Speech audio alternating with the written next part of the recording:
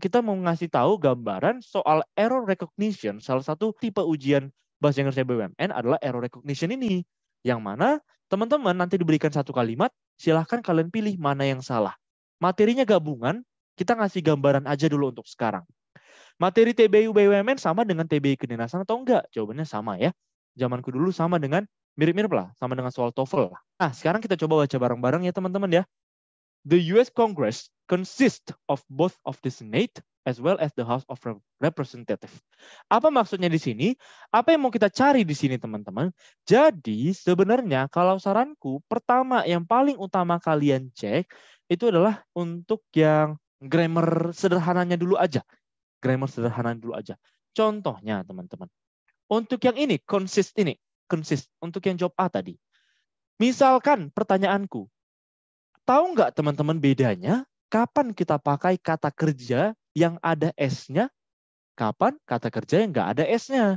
Jadi ini bukan perkara misalnya pen dan pens itu kan beda. Pen itu kan misalnya tunggal, pulpennya tuh satu. Tapi kalau pens itu pulpennya banyak. Kalau misalnya di sini itu kan kata kerja, tadi kata benda, jadi beda halnya teman-teman. Kalau di sini di consist ini depend on plural and singular. She, he, it itu pakai s. Nah, itulah dia yang dinamakan dengan simple present tense. Kalau misalnya simple present tense itu teman-teman bisa kok kata kerjanya ditambahkan sama s, bisa. Tapi syaratnya dia di depannya ini harus she, he, atau it. Ibaratnya kalau gampangnya harus tunggal lah kayak gitu dia. Kata ganti tunggal lah dia. Nah, itu dia pakai S. Nah, sekarang pertanyaanku, the US Congress ini plural atau singular, tunggal atau jamak, satu orang atau banyak orangnya? The US Congress ini maksud menurut kalian yang mana? Ayo teman-teman. Jawabannya pada beda-beda semua. Gimana cara kita menentukannya? Sebenarnya teman-teman, untuk the US Congress ini itu tunggal, singular. Mungkin kita mikir, Kongres itu kan banyak isi orangnya, misalnya gitu kan. Tapi karena dia kayak dibungkus di dalam satu kelompok, maka dia dianggap sebagai tunggal, satu buah kelompok, teman-teman. Gitu dia ya. Loh, terus gimana kalau misalnya kelompoknya ada banyak gimana? Nah, bentuk plural atau bentuk jamak dari kongres ini, kongres tambahkan lagi belakangnya es. Kongres gitu dia. Itulah bentuk pluralnya. Itulah bentuk jamaknya. Jadi kalau kongres ini walaupun di belakangnya oh ini ada S nih berarti banyak orangnya. Oh bukan. Kongres itu memang kebetulan kata huruf terakhirnya kebetulan S. Bukan S-nya itu menandakan jamak, bukan. Tapi karena dia dalam suatu kesatuan, dalam suatu kelompok, maka dia satu, hitungannya tunggal. Gitu dia ya. Berarti kalau misalnya dia tunggal benar dong konsis pakai S, benar. Karena dia she, he, it. The Congress ini penggantinya adalah it. It consists, tambahkan S. Nah, berarti yang mana jawabannya teman-teman? Jawabannya sebenarnya adalah ada kata hubung yang berpasangan. Ini adalah materi grammar juga. Jadi teman-teman bisa langsung hafal aja, langsung sekarang. Kalau misalnya teman-teman udah terbiasa sih sebenarnya nggak usah dihafal nggak apa-apa. Tapi kalau namanya belajar hafal aja langsung. Ada namanya paired conjunction, kata hubung yang berpasangan. Apa tuh contohnya? Ada both, kemudian and. Itu harus berpasangan itu. Both itu pasangannya and, jangan yang lain. Ada either dan or. Ada neither dan nor. Ada not only but also. Apa hubungan materi ini ke soal kita? Kalau teman-teman lihat, di sini ada kata both. Berarti di sini untuk yang ini, dia kan tidak termasuk dalam pilihan ABCD kan? Berarti both-nya itu udah pasti benar. Karena dia nggak masuk pilihan. Nggak mungkin dia salah gitu kan? Nah, karena both di sini udah pasti benar, berarti kita ingat apa pasangannya dia? Oh, pasangannya adalah N. Harusnya as well as ini kita ganti sama N. Jadi kalau misalnya kita ubah ulang, kita rombak ulang kalimatnya, harusnya both the Senate and the House of bla bla bla bla. Harusnya seperti itu. Kenapa Kak? Karena sudah aturannya. Both itu pasangannya N. Either pasangannya or, dan seterusnya. Paham ya teman-teman ya? Jadi kira-kira gini gambaran-gambaran materi grammar memang sudah aturannya. Beda sama misalnya reading text itu bisa pakai feeling-feeling, tapi kalau ini memang sudah ada aturannya lah. Biar makin mantap kita coba bahas ke soal berikutnya lagi. Biar makin banyak soal yang kita bahas kan. Soalnya sudah dibuka teman-teman. Di sini katanya kalimatnya I try to figure in the answer of what the function of organization is. Jadi ini sorry ada typo dikit lah ya. Tulisan organisasinya harusnya nggak kayak gitu. Tapi nggak apa-apa, yang penting paham aja. I try to figure in the answer of what the function of the organization is. Katanya gini, aku mencoba mencari tahu, aku coba menemukan sebenarnya apa sih fungsi dari organisasi, gitu kan. Nah, mungkin beberapa dari kita bakal mikir, oh iya dong, ini aneh banget kenapa is itu ada di belakang. Maksudnya random banget tiba-tiba is di belakang. Kayak nggak pernah tuh waktu belajar bahasa Inggris dulu, nggak pernah tuh is ada di belakang, gitu misalnya kan. Nah, teman-teman, kalian misalnya familiar nggak sama kata-kata ini? I love you for who you are. Misalnya kayak gitu. I love you for who you are. Ada kalimat, ada orang-orang alay misalnya bilang kayak gini. Kalau kita lihat, are-nya itu ada di belakang. Harusnya kan, who are you? Gitu kan? Kita kan mikirnya harusnya who are you? Kok sekarang jadi who you are? Nah, ada perbedaan antara dua itu, teman-teman. Dua-duanya sama-sama benar. Dua-duanya bisa dipakai. Bedanya apa? Kalau misalnya kita buat who are you, itu artinya kita menanyakan siapa lu, gitu. Dan kalau misalnya dibikin who are you, maka harus ada tanda tanyanya karena dia kalimat tanya. Who are you? Ini adalah pertanyaan. Sementara untuk yang di atasnya teman-teman, I love you for who you are, itu pernyataan. Jadi kalimat fakta, pernyataan. Jadi kayak mau bilang, aku mencintaimu apa adanya. Ya gimana lu gitu. For who you are. Karena dia pernyataan, maka nggak perlu ada tanda tanya. Biasanya malah titik langsung. Gitu dia. Kalau kita lihat di sini. What the function of organization is. Aku mau nanya ke teman-teman. Di sini kita mau nanya atau enggak sih? Kita tuh sebenarnya mau bertanya atau enggak? Jawabannya enggak. Coba kita terjemahkan ya. I try, aku mencoba untuk menemukan sebenarnya apa fungsi dari organisasi. Kan cara nada kita membaca gitu kan? Bukan gini. Aku berusaha mencoba menemukan sebenarnya apa fungsi dari organisasi. Maksudnya kayak gimana sih caranya? Pokoknya bukan kalimat tanya lah gitu. Kalau kalimat tanya itu harusnya gini. What is the function of organization? Harusnya is-nya nempel ke what. Kayak tadi, who are you? Baru dia bertanya. Karena ini pernyataan, bukan bertanya, maka is-nya sudah benar di belakang. Teman-teman yang jawab dia berarti salah. Coba kita lihat yang B, teman-teman. Jadi sebenarnya kalau misalnya teman-teman cek yang B itu, mungkin kayak nggak ada yang salah gitu kan. Tapi sebenarnya untuk yang B ini, itulah yang salah. Kenapa yang salah? Karena ternyata dalam bahasa Inggris, figure in itu, kalau kita gabungkan kata figure and in, itu nggak ada artinya sebenarnya. Harusnya apa? Harusnya figure out. Itu yang maksudnya di sini, itu yang dimaknai di sini. Kita kan mau menerjemahkannya gini, aku berusaha untuk menemukan jawaban mengenai apa sebenarnya fungsi organisasi. Untuk menemukan. Berarti menemukan itu nggak boleh figure in, nggak ada artinya figure in. Menemukan itu figure out. Gitu dia. Bisa ya teman-teman ya? Jadi ini salah satu contoh soal grammar juga, gabungan-gabungan kata, ada yang memang kalau digabungkan figure sama out, itu langsung ada artinya sendiri. Jadi bukan figure tambah out. Kita artikan figure, kita artikan out, kita gabungkan, enggak. Tapi kalau kita gabungkan dua kata itu ada artinya sendiri. Kalau figure in, kita gabungkan, enggak ada artinya. Gitu dia. Makanya di situ letak kesalahan yang B. Oke? Nice. Sekarang kita coba lanjut lagi teman-teman. Nah, coba dijawab. Kita coba baca bareng-bareng soalnya. Aspen, where the limousines have four-wheel drive and an empty plot can cost $10 million, has been declared the more expensive town in America. Jadi kalau misalnya kita terjemahkan, sebenarnya kalau misalnya teman-teman sudah familiar lah sama bahasa Inggris ibaratnya gitu ya, sebenarnya ada ketahuan kalau ada tanda koma di sini teman-teman, ada tanda koma di sini. Jadi ada tanda koma, biasanya yang ini itu mau kalimat penjelasnya aja. Berarti di sini itu kalimat penjelasnya. Berarti kalimat intinya sebenarnya yang ini.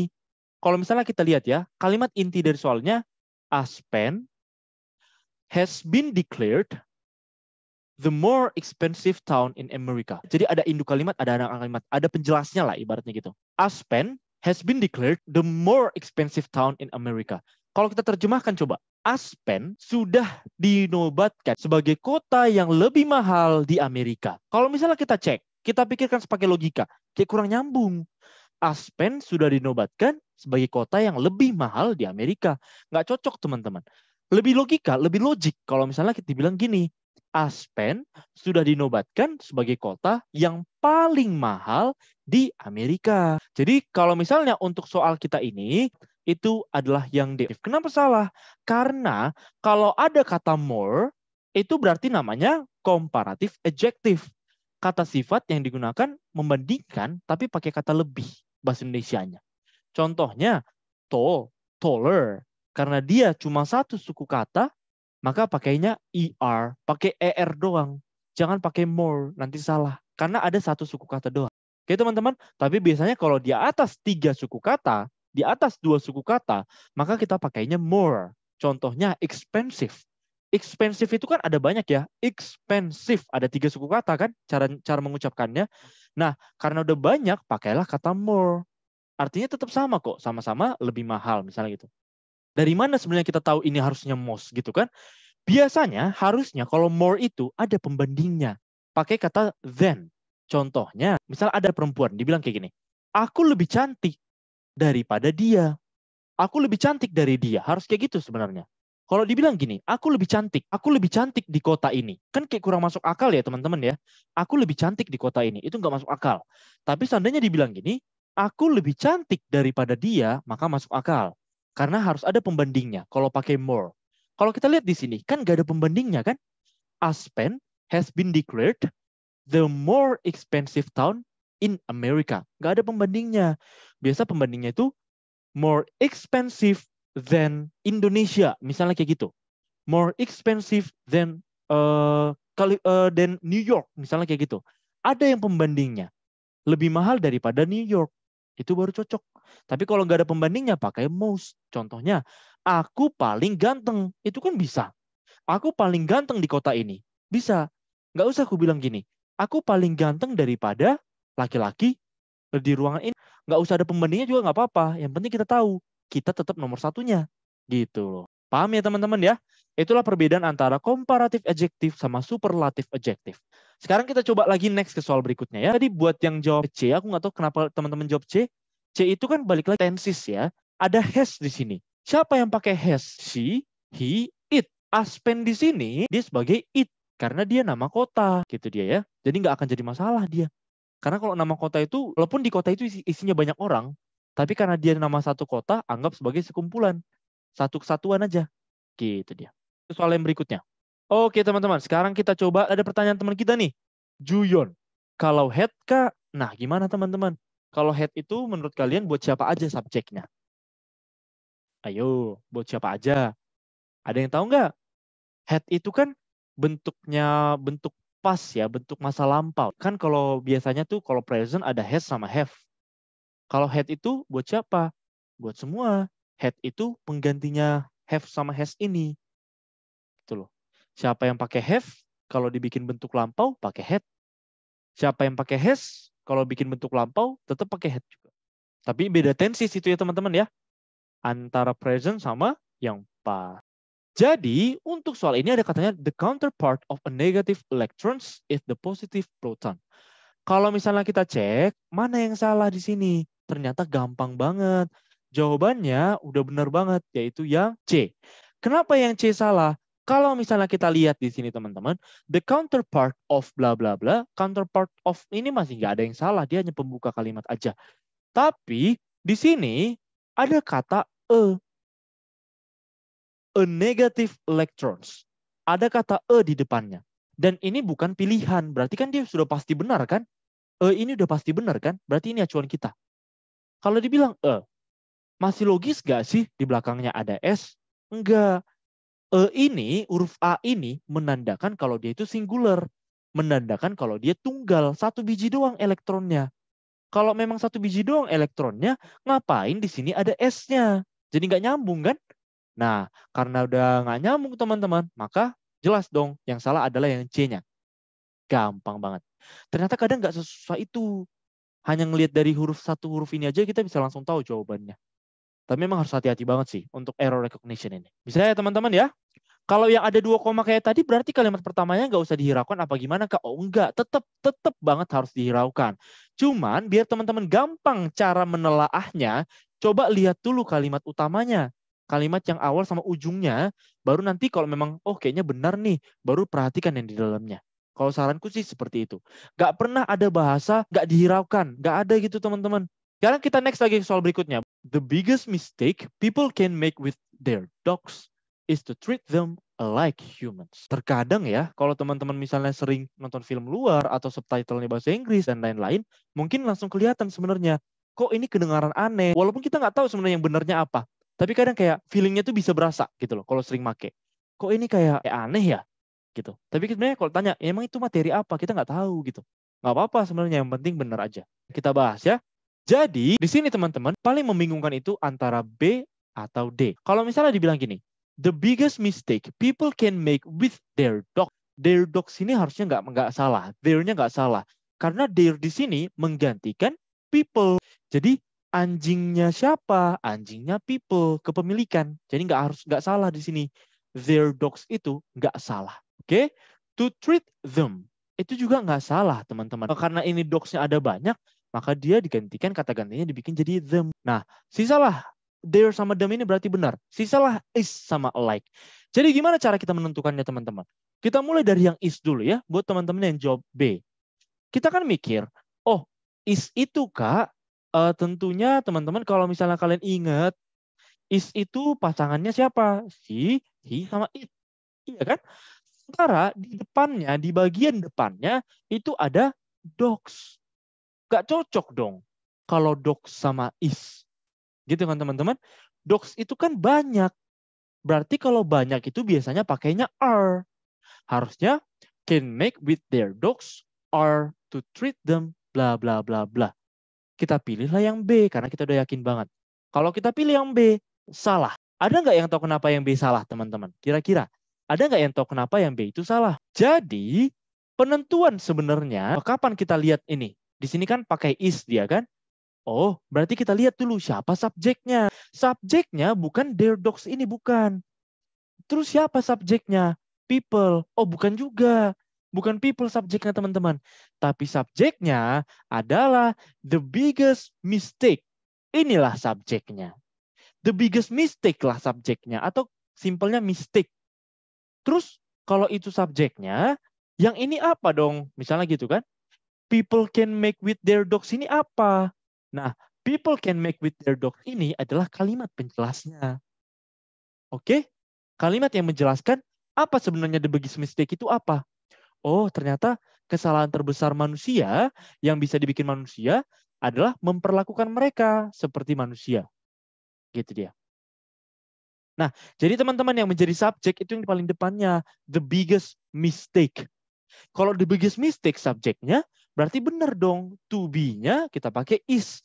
Karena the biggest mistake di sini, dia menggantikan kata it. Berarti kalau it kan pasangannya is, berarti benar dong. Nah, benar.